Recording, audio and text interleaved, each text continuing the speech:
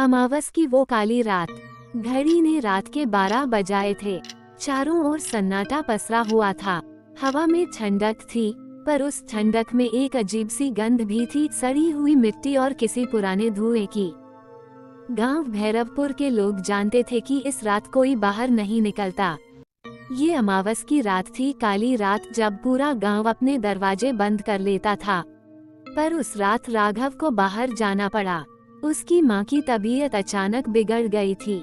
दवा लाने के लिए उसे गांव के बाहर वाले पुराने पीपल के पास से होकर गुजरना था, वही रास्ता जिसके बारे में लोग कहते थे कि वहाँ वो रहती है। राघव ने लालटेन उठाए और रास्ते पर चल पड़ा। उसके कदमों की आवाज सूखे पत्तों पर पड़ते ही जैसे जंगल के बीच गूंजने लगी। चारों ओर अंधेरा था, इतना गहरा कि लालटेन की लौ भी जैसे थरथरा रही थी। अचानक पीछे से किसी के चलने की आवाज आई। खर खर। राघव ने मुड़कर देखा, कुछ नहीं था। वो आगे बढ़ा, फिर वही आवाज, इस बार जैसे कोई उसके ठीक पीछे चल रहा हो।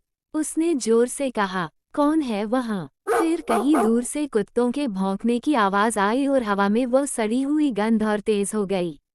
पीपल के पेड़ के नीचे पहुँचते ही राघव की सांस अटक गई। पेड़ के नीचे एक औरत खड़ी थी, सफेद साड़ी में, बाल खुले, चेहरा झुका हुआ। राघव ने कांपती आवाज में कहा, माई, रास्ता छोड़ दो, मुझे दवा ले जानी है। वो औरत चुप रही, फिर धीरे धीरे सिर उठाया। उसकी आंखें लाल थीं, जैसे जलते कोयले, और होंठों से खून टपक रहा था। राघव के पैरों से जमीन खिसक गई। वो पीछे हटने लगा। तभी औरत ने अजीब सी हंसी हंसी। अब तो बहुत देर हो गई, राघव। वो नाम सुनते ही राघव के रोंगटे खड़े हो गए। उसने कभी उसे नहीं देखा था, फिर भी उसे उसका नाम कैसे पता? वो औरत धीरे धीरे उसके पास आई। हर कदम पर जमीन जैसे कराह रही थी। उसके पास आते ही राघव को ठंड महसूस नहीं हुई, बल्कि जलन हुई, जैसे उसके शरीर में आग लग गई हो।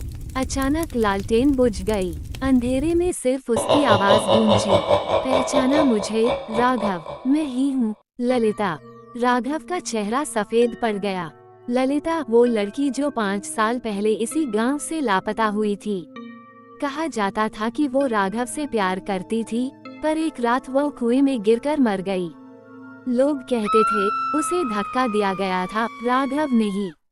राघव चिल्लाया, मैंने कुछ नहीं किया था, वो हादसा था। ललिता की परछाई अब हवा में तैर रही थी, चेहरा भयानक हो चुका था।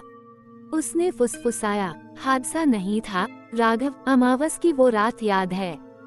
तूने मुझे धक्का दिया था क्योंकि मैं तुझे सबके सामने बेनकाब करने वाली थी। राघव पीछे हटते हटते पेड़ के तने से टकरा गया। ललिता ने हाथ बढ़ाया, ठंडे नीले हाथ, और उसकी गर्दन पकड़ ली। राघव की चीख जंगल में गूंज उठी। लालटेन अचानक फिर जल उठी और वहां कोई नहीं था। सुबह गांव वालों ने देखा कि पीपल के नीचे राघव की लाश पड़ी थी। चेहरे पर डर की झुर्रियां जमी थीं, आंखें पूरी खुली हुईं। लोगों ने देखा उसकी गर्दन पर उंगलियों के निशान थे, 5 उंगलियां नीली और जली हुईं। उस दिन से आज तक हर अमावस की रात उस पीपल के नीचे किसी के हंसने की आवाज आती है। अब बहुत देर हो गई, राघव। गांव वाले आज भी उस रास्ते से नहीं गुजरते। जो भी अमावस की रात वहां गया, कभी लौटकर नहीं आया। कहते हैं वो औरत अब अकेली नहीं है।